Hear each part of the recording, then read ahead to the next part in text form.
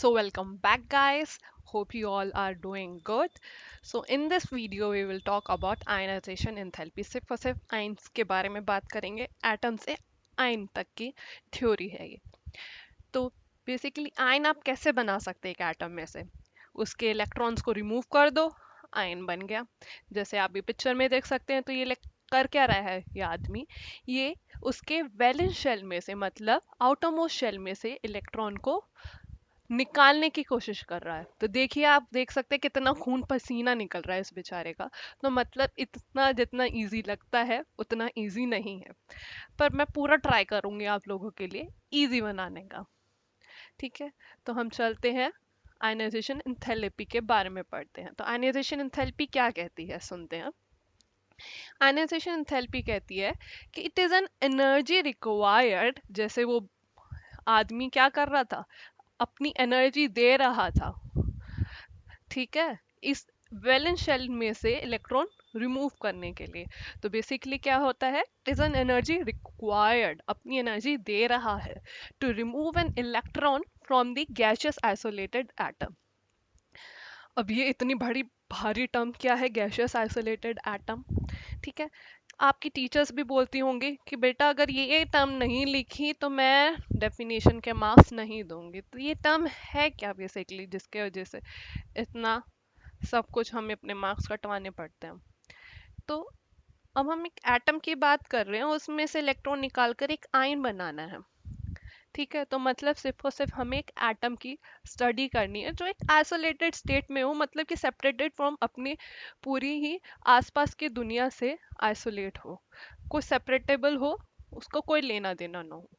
तो हमारी तीन स्टेट होती हैं, solid, liquid and gas. Solid state के अंदर क्या होता है कि एटम जो है वो आसपास अपने एटम से दूसरे एटम से घिरा रहता है कि due to the strong intermolecular force of attraction. तो उसका आइसोलेटेड स्टेट में रहना और उसको आइसोलेटेड स्टेट में लेकर आना बहुत ही मुश्किल है, क्योंकि उसके लिए एनर्जी चाहिए होगी.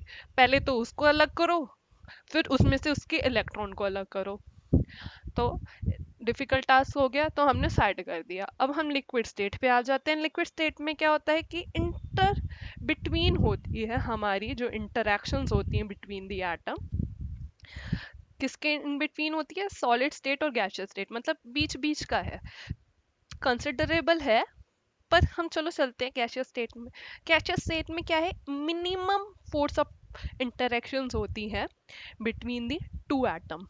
तो आपको एक निग्लिजिबल काइंड ऑफ एनर्जी चाहिए होगी एक एटम को स्टडी करने के लिए, क्योंकि वो एटम क्या है, आसपास अपने दूसरे एटम से बहुत ही दूर दूर ही रहते हैं. मतलब ये एटम बाकी क्या है, एक अच्छे पड़ोसियों की तरह है जो दूसरे एटम को के साथ इंटरफेयर नहीं करते. हमें ऐसे ही पड़ोसियों की चाहत है.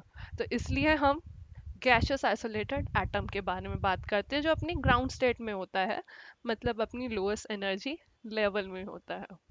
उसमें से आप दे सकते हैं मैंने क्या कर रहा है, हमने एनर्जी बाहर से दी, ग्राउंड स्टेट में से वैलेंस शेल में से इलेक्ट्रॉन निकाला, और वो इलेक्ट्रॉन निकल गया और ये एटम कन्वर्ट हो गया किसके अंदर, आयन के अंदर. यही है ionisation enthalpy. Atom to ion form करना है, वो भी किस स्टेट में, गैसियस आइसोलेटेड स्टेट में होना चाहिए. गैसियस स्टेट में हो और आइसोलेटेड रहेगा. ठीक है, और इसको हम किस में एक्सप्रेस करते हैं, किलो जूल पर मोल में. ओके, अब हम थोड़ा सा ट्रेंड्स देख लेते हैं आयनाइजेशन थेरेपी का इन ग्रुप्स. तो बेसिकली होता क्या है, हमने प्रीवियस वीडियो में पढ़ा था about the shielding and the effective nuclear charge. अगर आपने वो वीडियो नहीं देखी है तो प्लीज़ जाके देखिए, क्योंकि ये कुछ ऐसी टर्म्स हैं जो आगे ही कंसेप्ट बिल्डअप करती है. तो केमिस्ट्री एक ऐसा बिल्डिंग ब्लॉक है ऑफ नॉलेज कि अगर आपने पहला ब्लॉक कंप्लीट नहीं करा तो आगे आप एक टार नहीं खड़ा कर सकते हो. तो प्रीवियस वीडियो का लिंक मैं डिस्क्रिप्शन बॉक्स में दे रही हूँ, तो प्लीज़ जाके देखिए. तो आयनाइजेशन थेरेपी के ट्रेंड्स की अगर हम बात करते हैं तो आयनाइजेशन थेरेपी है एक इलेक्ट्रॉन रिमूव करना है from the gaseous isolated atom, वो भी उसके ग्राउंड शेल में मतलब वैलेंस शेल में से. तो अब डाउन द ग्रुप हम जाते हैं तो क्या होता है कि number of electrons in the outermost shell तो आपके सेम रहते हैं। हम इसको एक अच्छी तरह एक डायग्राम से स्टडी कर लेते हैं। देख सकते हैं आप, जैसे लिथियम है, यहाँ लिथियम है, ये सोडियम है एंड दिस पोटेशियम। तो लिथियम के भी वैलेंस शेल में एक इलेक्ट्रॉन है, सोडियम के भी और पोटेशियम के भी। मतलब वैलेंस शेल में एक ही इलेक्ट्रॉन है, इसी को ही रिमूव करना है, बाकी औरों से लड़ाई नहीं करनी पड़ेगी उसके शेल में से। ठीक है, पर क्या है, आप क्या देख रहे हैं कि इंटरवीनिंग, मतलब कि न्यूक्लियस और वैलेंस शेल के बीच के इलेक्ट्रॉन्स जो हैं, नंबर ऑफ शेल्स बढ़ रहे हैं डाउन द ग्रुप, जिसके वजह से क्या हो रही है, हमारी शील्डिंग बढ़ रही है और इफेक्टिव न्यूक्लियर चार्ज कम हो रहा है। तो मतलब न्यूक्लियस का अप्रोच, और या फिर आप कह सकते हैं उसका चार्ज, उसकी attraction towards the outermost shell electron बहुत ही क्या हो जाएगी, कम हो जाएगी। जैसे ही हम डाउन द ग्रुप जाएंगे, साइज क्या हो जाएगा, इस वजह से बढ़ जाता है। तो ईजिली हो जाता है इलेक्ट्रॉन का निकालना। तो आप ये कह सकते हैं जब इलेक्ट्रॉन को निकालना इजी है तो मतलब हमें एनर्जी कम देनी होगी। इसको एक और इजी वे में आप देख सकते हैं कि आप एक बड़े से बंगलो में रह रहे हैं, ठीक है, और आप एक बीच से सेंटर रूम में बैठे हुए हैं, एक बाहर से चोर आया है, ठीक है। अगर वो बाहर से ही कुछ चीज उठा के ले जाएगा तो क्या होगा, आप जितने में वो जाओगे, अपना चार्ज अपना उसके तक जाएगा, इतने में तो क्या होगा, वो चोर इलेक्ट्रॉन को, मतलब कि बाहर से कुछ चीज को उठा के ले जाएगा, ठीक है। उस चोर को भी ज्यादा अपने एनर्जी पुट नहीं करनी पड़ेगी। तो मतलब क्या हुआ, वो एनर्जी वो क्या हुई, वो आयनाइजेशन थेरेपी हुई, ठीक है। और अगर बगल ही वाले कमरे से अगर कोई चोर लेके जाता है, ठीक है, तो आप का जो न्यूक्लियस का चार्ज है, जो आप बीच में बैठे हैं एज अ न्यूक्लियस चार्ज बनकर, तो आप उसको देख सकते हैं, उसके तक आपकी अप्रोच रह सकती है। तो आप उसको इजिली कुछ चोरी नहीं करने देंगे। तो उस चोर को उस चोरी करने के लिए बहुत एनर्जी पुट ऑन करना होगा। तो इलेक्ट्रॉन को रिमूव करने के लिए जो न्यूक्लियस के बिल्कुल ही पास है, ठीक है, जहाँ पे शील्डिंग इफेक्ट कम है, इफेक्टिव न्यूक्लियर चार्ज ज़्यादा है, वहाँ पर आपको बहुत ही ज़्यादा एनर्जी देनी पड़ेगी। तो अलोंग द पीरियड जैसे हम मूव करते हैं तो क्या होता है कि डाउन द ग्रुप साइज बढ़ता है, इफेक्टिव न्यूक्लियर चार्ज कम होता है, और आयनाइजेशन एंथैल्पी क्या होती है हमारी, डिक्रीज होती है। ओके, अब हम अलोंग दी पीरियड्स बात करते हैं। तो पीरियड में हम जाते हैं, जैसे आप ग्राफ देख सकते हैं, तो क्या होता है, आयनाइजेशन एंथैल्पी इंक्रीज होती है, क्योंकि आपका इफेक्टिव न्यूक्लियर चार्ज क्या हो रहा है, हमारा इंक्रीज हो रहा है, साइज डिक्रीज हो रहा है। न्यूक्लियस का वैलेंस शेल पर जो चार्ज फील कर रहा है वो बहुत ही ज़्यादा फील कर रहा है, तो इसलिए इलेक्ट्रॉन को रिमूव करना बहुत ही ज़्यादा मुश्किल हो जाएगा। अब ये ऐसा हो जाएगा कि आप जिस कमरे में बैठे हैं उसी कमरे में से इलेक्ट्रॉन को चोरी कर रहा है कोई, तो उसमें से निकालना बहुत ज़्यादा डिफिकल्ट हो जाएगा जैसे ही हम फ्लोरीन तक पहुंचेंगे, ठीक है। तो क्या होता है along the period, effective nuclear charge increases as the shielding effect decreases. इस वजह से जो इलेक्ट्रॉन को निकालने के लिए जो एनर्जी चाहिए होती है वो क्या होती है हमारी, कम होती है। अच्छा, आयनाइजेशन एंथैल्पी एंडोथर्मिक होती है, एक्सोथर्मिक होती है। अब हम यहाँ देखा, आपने पहली पिक्चर में मैंने आपको जैसे बताया था, ये बेचारा एनर्जी दे रहा है अपनी, ठीक है। तो it is an endothermic reaction. आप देख भी सकते हैं कि क्या है, एक न्यूट्रल एटम में आप एनर्जी दे रहे हैं, तभी एक वो पॉजिटिव चार्ज आयन बन रहा है, ठीक है। या फिर आप इस तरह से देखते हैं, जब न्यूट्रल एटम से यूनी पॉजिटिव आयन फॉर्म हो रहा है तो आप क्या है, यहाँ पे delta H is positive, positive होता है डेल्टा एच, इंथैल्पी अगर पॉजिटिव है तो इसका मतलब क्या है, it is an endothermic reaction. Okay,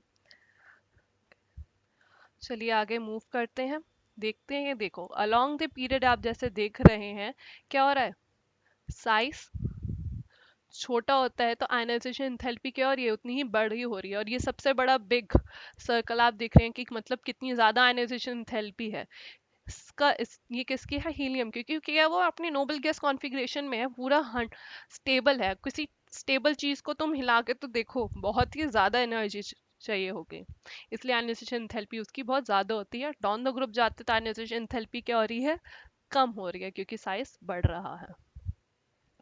चलिए आगे मूव करते हैं। अब ये first ionisation second ionisation enthalpy क्या है।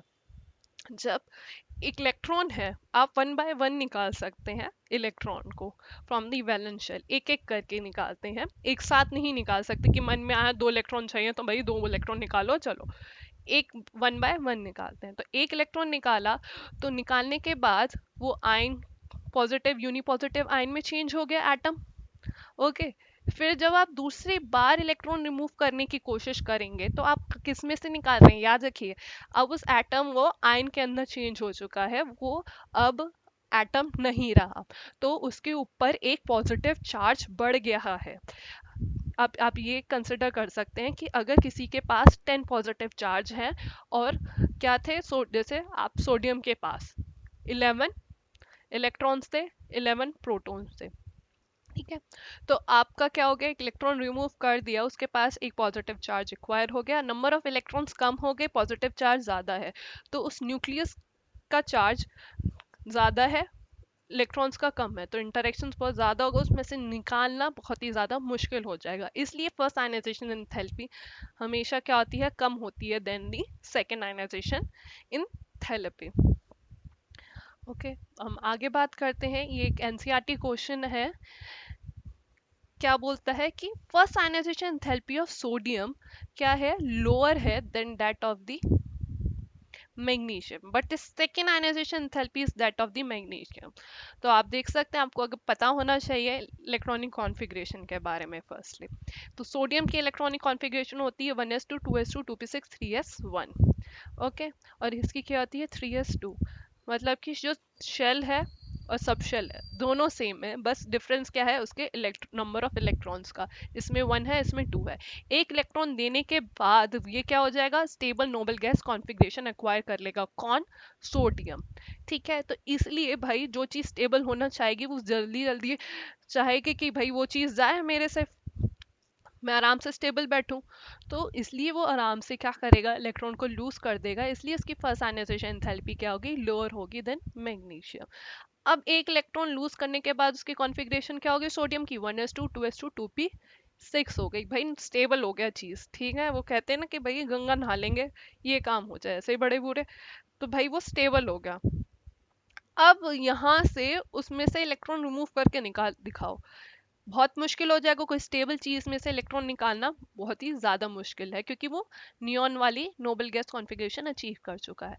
अभी मैग्नीशियम ने नहीं करी है, मैग्नीशियम अब एक इलेक्ट्रॉन देने के बाद वो यही सोडियम वाली नोबल गैस कॉन्फ़िगरेशन अचीव कर लेगा, जो है नियॉन वाली, ठीक है। इसलिए मैग्नीशियम इजीली दे देगा, सोडियम नहीं देगा, इसलिए सेकेंड आयनाइजेशन एंथैल्पी सोडियम की क्या होती है, ज्यादा होती है, एंड मैग्नीशियम की कम होती है। ओके, होप आपको ये समझ में आ चुका होगा, अभी तक नहीं आया होगा तो हम देखते हैं। देखिए आप देख सकते हैं सोडियम की क्या है configuration, 1s2 2s2 2p6 3s1, ए इलेक्ट्रॉन देने के बाद क्या हो गई 1s2 2s2 2p6, ठीक है। सोडियम दो पॉजिटिव चार्ज दोनों में सिमिलर आया है, पर इसके पास अभी भी कॉन्फ़िगरेशन क्या है, एक इलेक्ट्रॉन है देने का, तो ये आराम से दे देगा, पर ये नहीं देगा, इसकी हाइनाइजेशन एंथैल्पी है, तो ये क्या बोल रहा है देखिए, नो माइंड नो टच, हाथ तक नहीं लगा सकते तुम भाई। पर मैग्नीशियम है, एक दे सकता है, इसलिए कहेगा ले जाओ भाई, भाई मुझे स्टेबिलिटी मिलेगी, मेरा बोझ हल्का करो, ठीक है। अब हम एक और क्वेश्चन देख लेते हैं, जो एक बहुत ही एक्सेप्शन ट्रेंड है हमारा, और इस पे मोस्टली क्वेश्चंस आते हैं आपके, वो है एक्सेप्शंस इन आयनाइजेशन एंथैल्पी, कि हमारा अलोंग द पीरियड हमने बात करी है कि क्या होता है, आयनाइजेशन एंथैल्पी इंक्रीज होती है। तो लिथियम टू नियॉन अगर हम जाएंगे तो किस तरह से ट्रेंड होना चाहिए, नियॉन की सबसे ज्यादा होनी चाहिए, then fluorine, then oxygen, then nitrogen, then carbon, then boron, then beryllium, then lithium. पर हम यहाँ क्या देख रहे हैं भाई, लिथियम टू बोरोन जा रहा है, तो उसके बाद बेरिलियम आ रहा है, फिर कार्बन के बाद नाइट्रोजन आना चाहिए, पर क्या आ रहा है, ऑक्सीजन आ रहा है, तो ऐसा क्यों है भाई। चलिए आज पढ़ते हैं हम। बोरोन की configuration as you know 1s2 2p1 होती है। और बेरिलियम की क्या है हमारी 1s2 कॉन्फ़िगरेशन है। ठीक है, तो हमारा यहाँ पे क्या है, बोरोन में वैलेंस इलेक्ट्रॉन जा रहा है हमारे 2p ऑर्बिटल में, जो किससे शील्डेड है 2s। और हमने प्रीवियस वीडियो में पढ़ा था कि जो 2s होते हैं, s ऑर्बिटल्स होते हैं, वो आर गुड शील्डर्स होते हैं। तो बोरोन क्या करेगा, उसका जो न्यूक्लियस का चार्ज है वो यहाँ p तक जाने तक रोकेगा।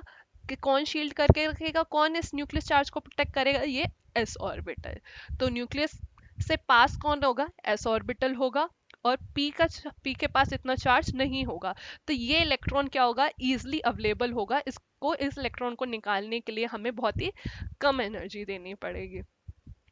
आप एक और चीज ये इसमें देख सकते हैं कि यहाँ पे देखो, सिर्फ और सिर्फ पूरे ऑर्बिटल में एक इलेक्ट्रॉन है, अकेला बेचारा क्या करेगा, एक आराम से निकल जाएगा तो क्या हो जाएगा, इसके पास एक फुली फिल कॉन्फ़िगरेशन जैसा माहौल हो जाएगा, सब पेयर्ड रहेंगे, खुश रहेंगे।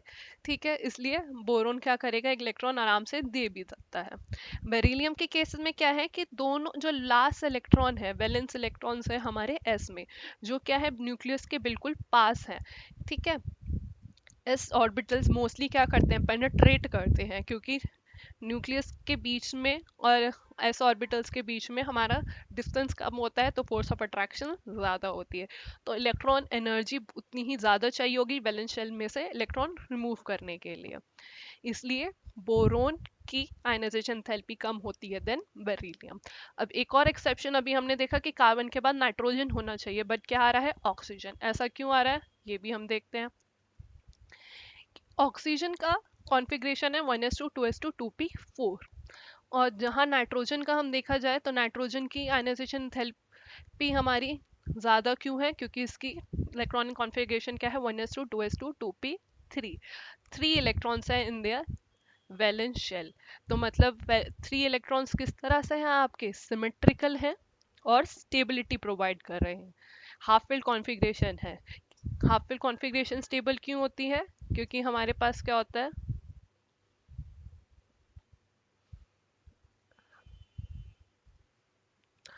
तो नाइट्रोजन की क्या है, हाफ फिल्ड कॉन्फ़िगरेशन है जो स्टेबल होती है ड्यू टू 2 फैक्टर्स की एक्सचेंजेबल एनर्जी बहुत ज़्यादा होती है और सिमेट्री के वजह से। तो कोई स्टेबल कॉन्फ़िगरेशन में से इलेक्ट्रॉन रिमूव करना बहुत ही क्या हो जाएगा, डिफ़िकल्ट हो जाएगा। और ऑक्सीजन कहाँ है, जहाँ पे एक इलेक्ट्रॉन देने के बाद ये भी 2p3 कॉन्फ़िगरेशन अचीव कर लेगा, तो इसलिए ईजिली इलेक्ट्रॉन अवेलेबल कहाँ से हो पाएगा, फ्रॉम दी ऑक्सीजन। इसलिए इसकी आयनाइजेशन एंथैल्पी क्या होगी, लोअर होगी देन नाइट्रोजन। फिर उसके बाद क्या होगी, फ्लोरीन की, क्योंकि फ्लोरीन के को क्या है 2p6 configuration is the stable configuration होती है, सिर्फ वो सिर्फ एक इलेक्ट्रॉन की चाह है। तो वो भाई साहब एक इलेक्ट्रॉन क्यों देगा जब उसको एक इलेक्ट्रॉन लेना है। ठीक है, जो लेने की बात कर रहा है वो देने की बात नहीं करेगा।